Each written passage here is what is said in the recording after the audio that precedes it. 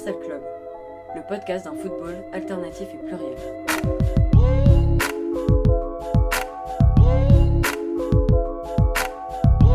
Et si on parlait enfin du foot amateur ? Parce qu'au-delà du football que l'on voit à la télé, des transferts qui se comptent en millions, des salaires à 6 chiffres ou de la prochaine Coupe du Monde au Qatar, il y a ce foot amateur par lequel tout commence. Mais il devient quoi ce football amateur ? Difficile de le savoir quand les médias, trop occupés à commenter le génie de Kylian Mbappé à chacune de ses entrées sur le terrain, oublient de parler de tous ces gens, ces passionnés qui eux aussi passent une majeure partie de leur temps sur ce carré vert et dont on ne parle quasiment jamais. Ce sont des bénévoles, des directeurs de clubs, des éducateurs ou encore de simples jeunes joueurs pressés d'enfiler leurs crampons. Presque tous les grands champions sont passés par là. Aujourd'hui, le football est le sport le plus populaire en France, avec plus de 2 millions de licenciés. Et pourtant, cela fait 4 ans que chaque année, environ 1000 clubs se voient dans l'obligation de fermer leurs portes. La cause ? Le manque de moyens consacrés au fonctionnement des clubs, qui reçoivent une aide représentant seulement 6% du budget de la Fédération française de football. Lorsque l'on compare ce chiffre au salaire des cadres et dirigeants de la FFF, ainsi qu'aux primes des joueurs de l'équipe de France à la dernière Coupe du Monde, on se demande si on ne s'est pas trompé de priorité. Alors c'est la parole de joueuses, d'éducateurs, de directeurs techniques et de bénévoles, amoureux et amoureuses du football, que nous avons souhaité recueillir ce mois-ci, afin d'entendre leur vision d'un sport qui ne tourne pas toujours rond.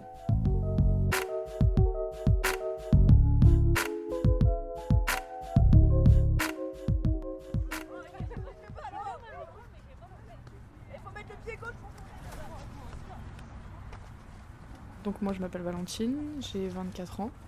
Je fais du foot depuis l'âge de 5 ans et demi, 6 ans à peu près. J'ai commencé en Picardie, à la campagne. Après je suis venue sur Paris et je jouais qu'avec les garçons. Et après je suis arrivée sur Paris à 10 ans et à partir de 10 ans j'ai joué avec les filles. J'ai toujours joué défenseur. J'ai commencé défenseur et je finis défenseur et je continue défenseur. Et je suis au PUC depuis 4 ans. Vu que cette semaine je prends beaucoup, on veut pas savoir. Ça dépasse le domaine de notre... Quand je suis arrivée à Montgeron, mon premier club en région parisienne, c'était le terrain comme dans mon jardin, c'était un peu compliqué. C'est vrai qu'on avait très peu de matériel, c'était vraiment très, très restreint, quoi. Et on avait aussi un terrain. Avant, ils faisaient ça. Avant, le stabilisé, le stabilisé rouge. Avant, il y avait des terrains, c'était stabilisé rouge. Nous, on avait un stabilisé blanc qui faisait sable, en fait. Donc, en fait, on avait terrain, sable. C'était du sable. C'était horrible. Horrible. Le terrain, horrible. On s'est rendu dans le 95 à la rencontre de Nadir, pour qu'il nous livre sa vision du foot amateur. Alors moi je m'appelle Nadir Benyaya. Comment je suis arrivé au FC Montmorency ? J'ai mon fils qui est arrivé au club. C'est comme ça que j'ai commencé à connaître le club et puis à le suivre. Alors moi j'ai découvert au fur et à mesure de toute façon qu'un club en mode associatif, de toute façon tôt ou tard il fallait participer. Alors, en accompagnant d'abord les enfants le samedi lors des matchs, et puis au fur et à mesure par moment de prendre les ballons, les maillots, quand il y avait des petits bobos, etc. etc. Donc c'est vrai que notre aide est toujours bénéfique, c'est toujours du plus.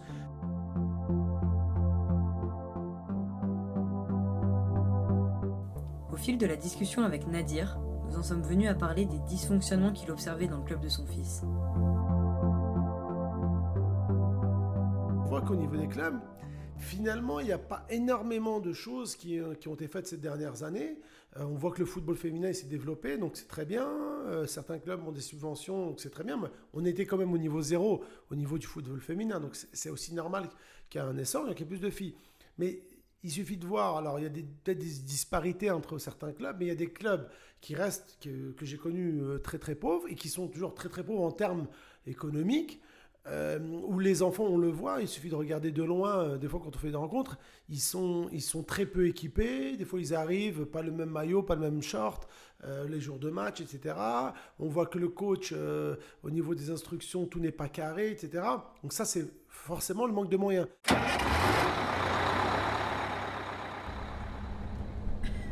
Pour moi, le foot, c'est une passion et je me suis beaucoup interrogé sur le fonctionnement de mon sport. À partir de là, j'ai trouvé qu'il y avait de nombreux dysfonctionnements qu'on prenait, pour faire très, très schématique, on prenait de l'argent aux petits clubs amateurs pour le donner aux gros clubs professionnels. Cette voix, c'est celle d'Éric Thomas. Il a accepté de nous recevoir chez lui, à Tours, pour nous parler de l'Association française de football amateur, l'AFA dont il est le président.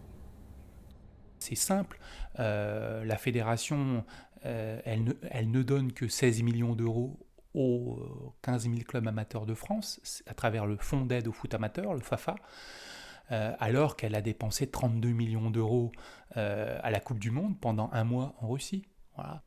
On nous donne 16, on nous prend 150. À travers tout ce que j'ai évoqué, les amendes, l'engagement des équipes, les licences qui ont augmenté d'€1 l'an dernier, qui vont augmenter de 50 centimes cette année. Voilà, on donne 16, on reprend 150, c'est-à-dire voilà, on vous donne d'un côté et on vous prend 10 fois plus de l'autre.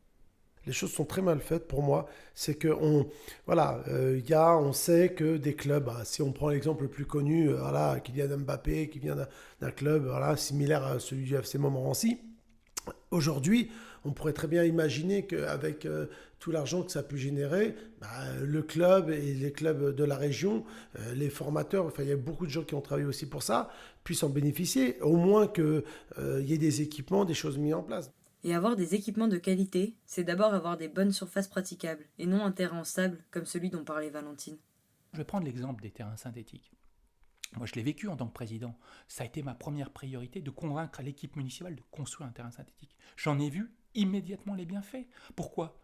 Parce qu'on est passé de 300 à 400 licenciés dans le club. Parce qu'on a pu créer pour la première fois une équipe de foot féminine et leur donner des créneaux sur le terrain synthétique. Pas sur le terrain stabilisé où on cantonnait les filles habituellement. On a investi beaucoup à Clairefontaine pour l'élite ces dernières années. On a récemment rénové le siège de la Fédération française de football. On a récemment construit ou rénové des sièges de ligue ou de district. Mais je pose la question, est-ce qu'on va jouer au foot à la Fédération ? Est-ce qu'on va jouer au foot ? Est-ce qu'on apprend à jouer au foot dans une ligue ou dans un district ? Où est-ce qu'on apprend à jouer au foot ? C'est dans un club. Et pourquoi l'argent des clubs sert à construire des palais pour des potentats qui fonctionnent comme des dictateurs.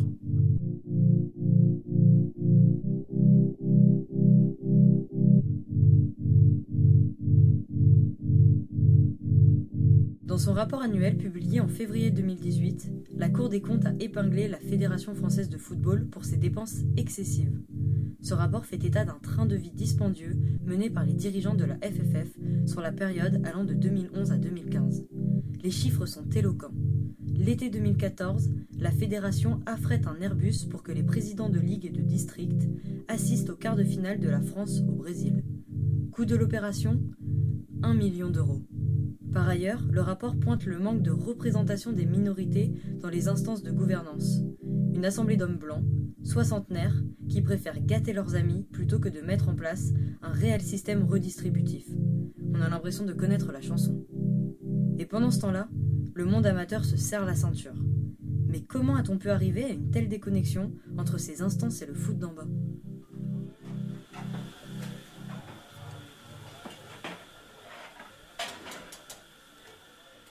Donc je me présente, Éric Michel, j'ai 50 ans, 25 ans de carrière comme joueur à peu près, j'ai arrêté très tôt, et à peu près 25 ans comme éducateur. Donc en tant que directeur technique, on va dire qu'on a un côté un petit peu privilégié et représentatif du club auprès des instances fédérales, que ce soit la fédération, la ligue ou le district. Donc moi j'ai été amené souvent à être en contact avec ces instances-là, que ce soit au district ou aux ligues. On a l'impression que c'est vrai de l'extérieur que en fait ces instances-là elles sont sur un piédestal un peu et qu'ils sont dans leur tour d'ivoire et qu'elles ont du mal un peu à comprendre un peu comment nous dans les clubs on peut fonctionner. Le football, c'est beaucoup de droits pour quelques-uns et énormément de devoirs pour une grande majorité. Donc ce petit noyau qui a tous les droits et cette grande majorité qui a tous les devoirs, ça suffit. Il faut que ça s'arrête.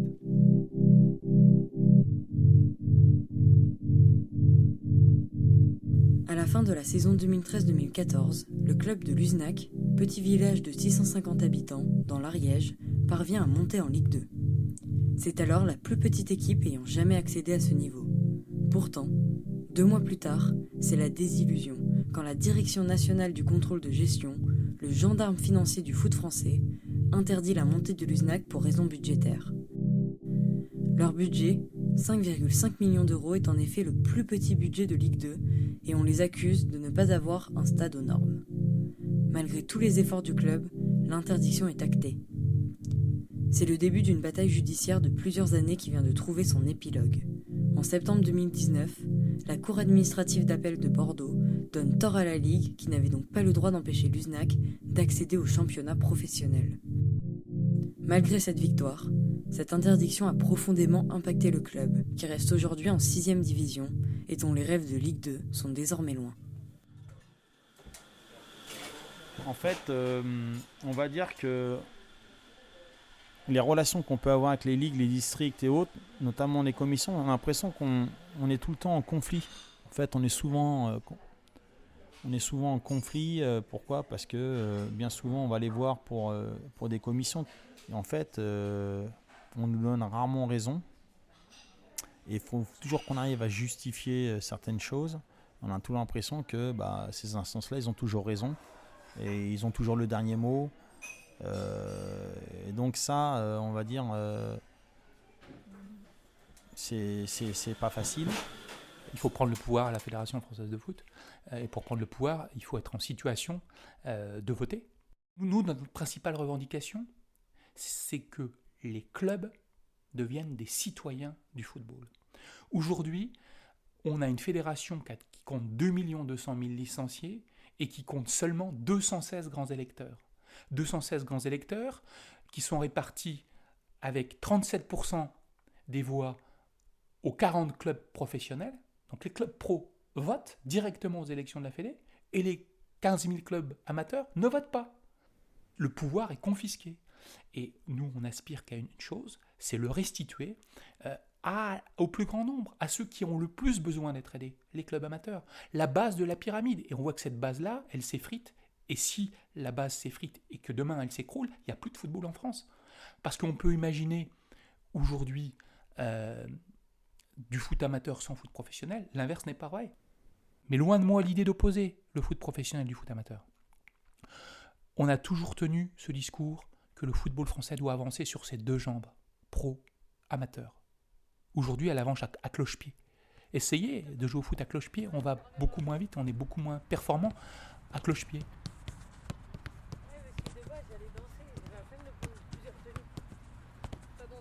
De l'AC Milan.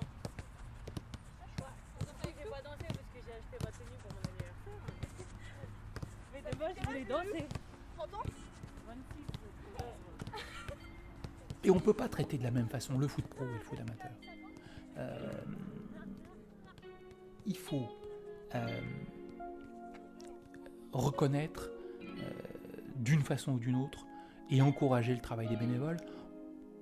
Ce sont quand même les bénévoles qui réalisent 95% du travail du football.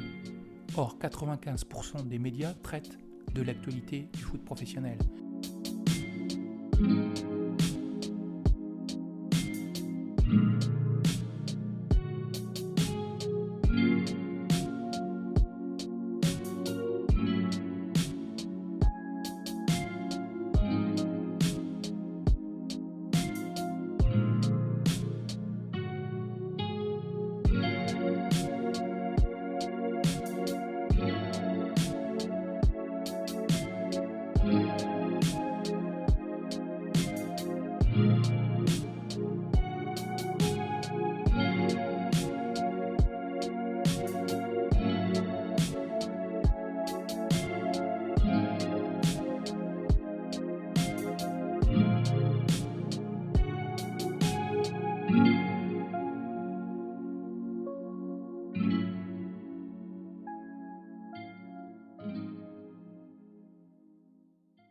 Dans cette société où tout se marchande, où le service se vend et s'achète. Discours du député François Ruffin à l'Assemblée nationale le 7 décembre 2017.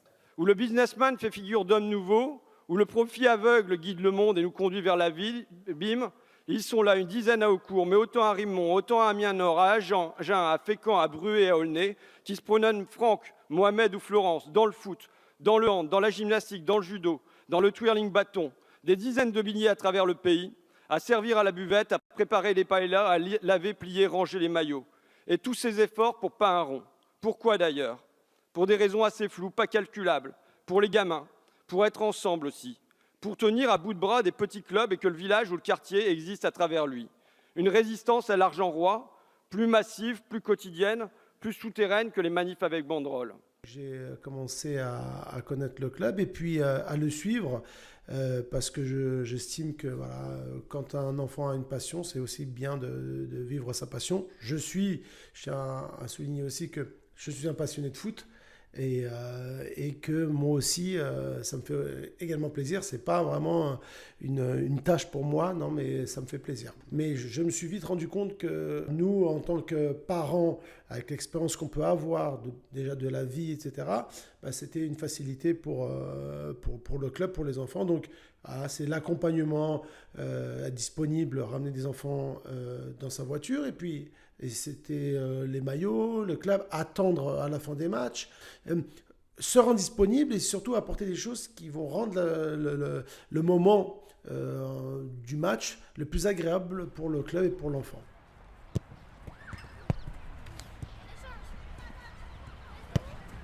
Si ça vient sur toi, tu la prends. Si ça vient pas sur toi, tu la laisses rentrer. Alors, éducatrice, je fais ça depuis 1 an. C'est ma 2e année, là. J'attaque ma 2e année. En fait, il y a 2 ans, donc juste avant que je commence, je rejoignais souvent mes amis qui étaient éduques au club. Je les rejoignais avant l'entraînement et je les voyais coacher avec les petites, avec les filles et tout. Et c'est quelque chose qui m'a toujours intéressée. Et du coup, j'ai demandé à mon coach, tout simplement. Il m'a mis sur la catégorie U9 féminine. C'était coup du pied, ça, Salois? C'était avec tes lacets? Frappe bien avec tes lacets. Oui. En tant qu'éducatrice, pour ma première année, j'étais très agréablement surprise. Enfin, c'est vraiment une année que j'ai adorée parce que justement, la plupart des parents étaient investis et il y en a beaucoup qui accompagnent. Il y en a qui accompagnent à tous les entraînements, tous les matchs, même s'il faut se lever à 7h le dimanche matin, ils accompagnent. Et on n'a eu aucun souci avec aucun parent l'année dernière. Et, cette année, ça commence très bien aussi. Donc je suis très agréablement surprise sur ça.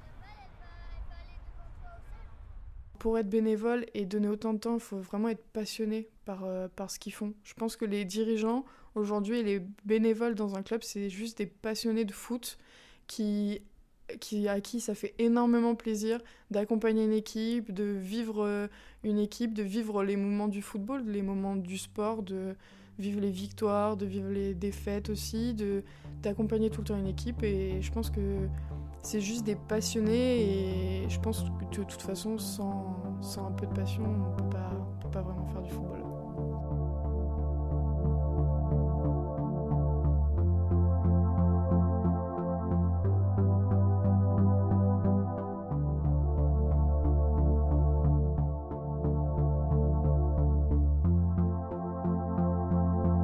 Mais aujourd'hui, là où il faudrait encourager les bénévoles, on les décourage. Et c'est ça qu'il faut inverser. Pourquoi on les décourage aujourd'hui? Parce que vous remplissez mal votre feuille de match, vous êtes amendé. Vous n'allez pas à l'assemblée de la Ligue ou district, vous avez une amende. Vous donnez votre pouvoir à votre voisin, vous avez quand même une amende. Sortons de ce système moyenâgeux. Un secrétaire, moi, il y a à peu près 20-25 ans, ça pouvait être bénévole ou ça pouvait toucher un petit billet, quoi, on va dire. Maintenant, nous, le secrétaire, il était rémunéré 600-700 euros par mois, minimum.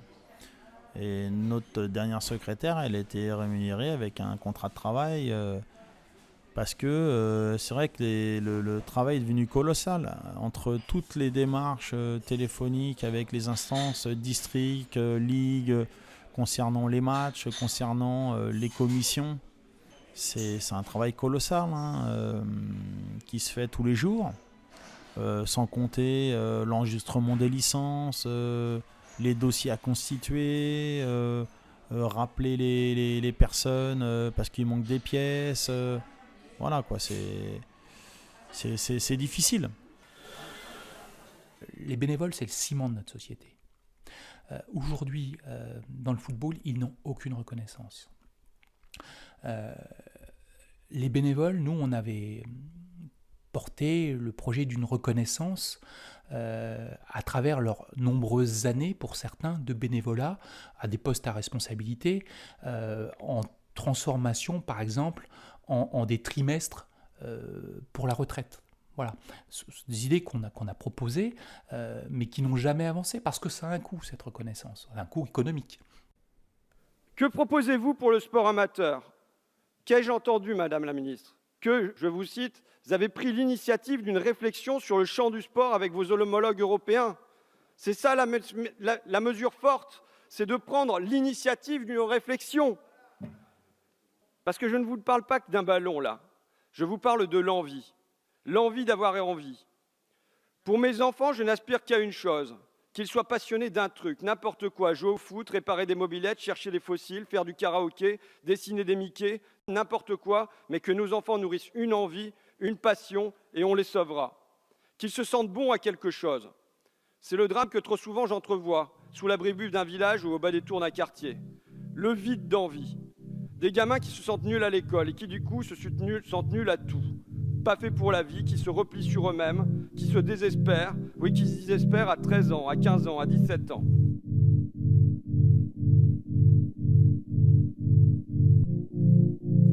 L'envie d'avoir envie. Au fond, avec Transversal Club, c'est cette vision d'un football réunificateur, émancipateur que l'on voulait mettre en avant. On l'a retrouvée chez tous les passionnés de foot dont on a croisé le chemin pour cet épisode. Ce sport avec lequel on a grandi, qu'on pratique depuis si longtemps et qui nous a tant apporté, nous voulions lui rendre hommage. C'est cette passion, cette ferveur qui font que le foot est essentiel et qu'aujourd'hui, malgré les difficultés, tant de bénévoles continuent de s'y investir pour le faire vivre.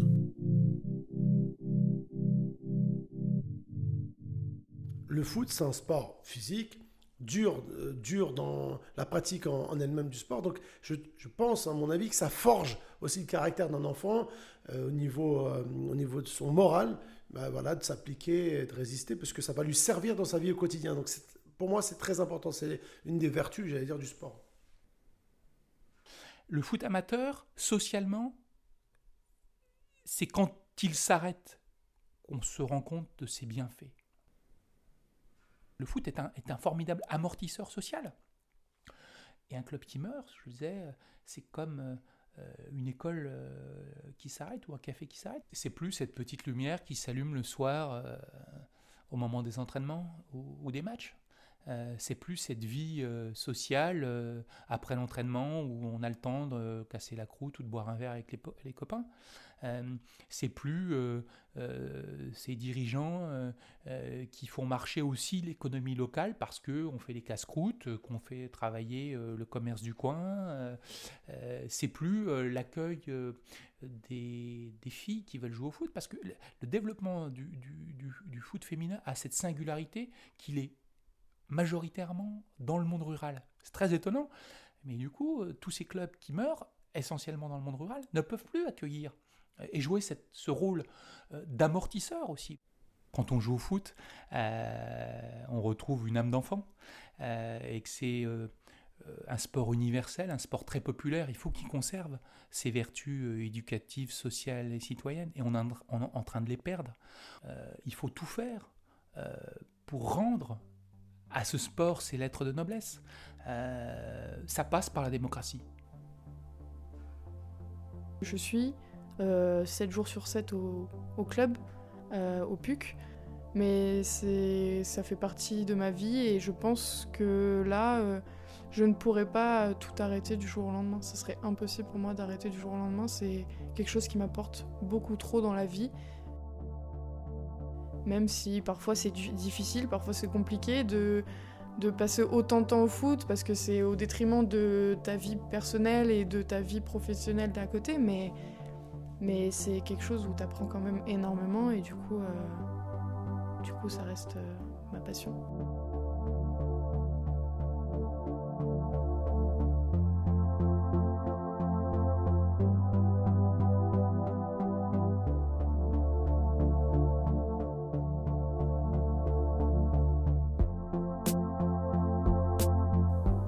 Et si on parlait enfin du football amateur, un documentaire radiophonique de Transversal Club réalisé par Johan Lecause, Audrey Serre et Rémi Bayeul.